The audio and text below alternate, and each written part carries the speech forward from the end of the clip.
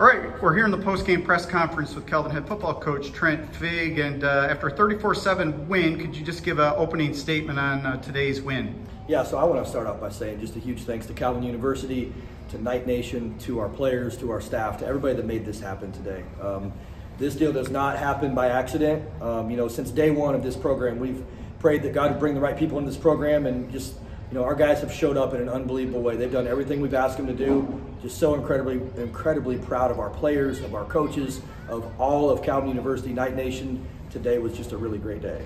So to play on campus, it was pretty special, wasn't it? Yeah, I mean, it's unbelievable. And really, you go in the locker room after the game, we never got to experience that last year. That was a moment that I will never forget in there with those guys in our own locker room, being able to celebrate a big win. Being on campus for the students, for the fans, for the tailgate, for everything that happened today, on campus is exactly where we want to be. So let's talk about the game. You get out to a pretty quick start, 2 quick touchdowns, and had Concordia on its heels. What did you guys do there early to get up 14-0? So we preach in our program all the time physicality, and last year these guys out-physicaled us. And so I challenged our guys all week long. We've got to be the most physical team on the field. Our offense plays with tempo, and we want to be physical and play with tempo, which is a fine line to walk when you're doing that. I thought our offensive line did a great job early, and man, our defensive line came to play today. Those guys did a really good job up front.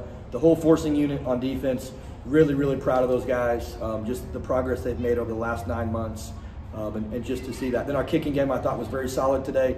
We had 2 takeaways as a team on defense and special teams. Turned the ball over once, which we've got to, there's a lot of things we have to get cleaned up, but overall I thought it was a pretty clean game. Yeah, they made it 14-7, and you had a couple of minutes and change left in the first half, and you go down and you get a touchdown, another one to Jude on a tip play. He was kind of Johnny on the spot and jumped on it there. How important was it to get that touchdown with about 20 seconds left in the half? It's so important. Whenever you start the half on defense, you want to be the last team to score, and then you get the ball again in the second half. Obviously, we didn't start the second half fast enough as a team, but getting that score late in the first half was huge for us. Running the ball is always huge. Hunter Hogan got you 220 rushing yards today and some big runs there in the second half, finished with 2 touchdowns.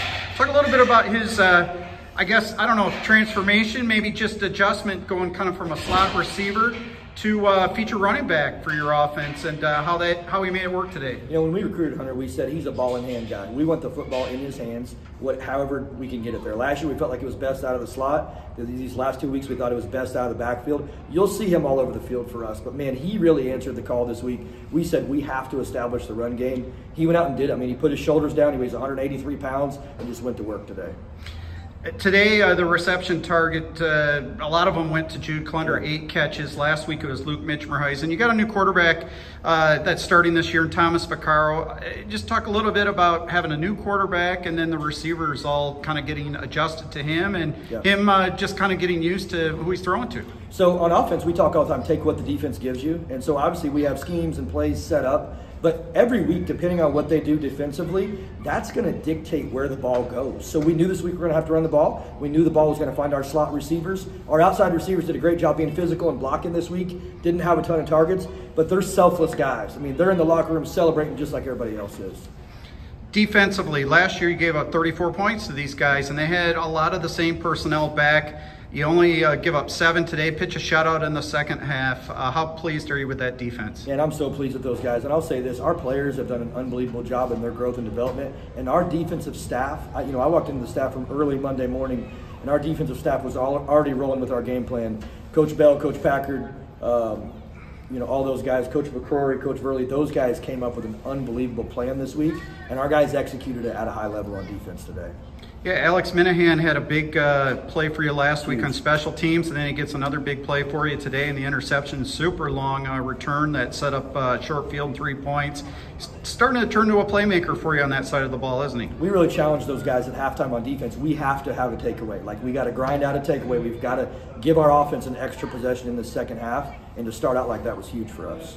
Defensive line, you got some guys back from last year and some newcomers as well. How have they progressed this year? Those guys are great. I mean, I love our defensive line room. They're a physical group. Coach Mack does a great job with those guys, and you see a bunch of them play because we want to keep them fresh. We're an attacking front on defense, And the only way to do that is to rotate several guys. So Yeah. you'll see 6, 7 guys play every game on the defensive line. And you got some pretty good linebackers there. Carson Snurstein with about 14 tackles. Trevor Martins had a whole bunch last year, all-conference player. It's kind of nice to have some experience back there, isn't it? Well, those guys are warriors. I mean, Carson and Trevor and Caden McCullough and Blake Heron and Kai, I mean, all those guys just do a really good job in there. We can keep those guys fresh as well because we have some depth there.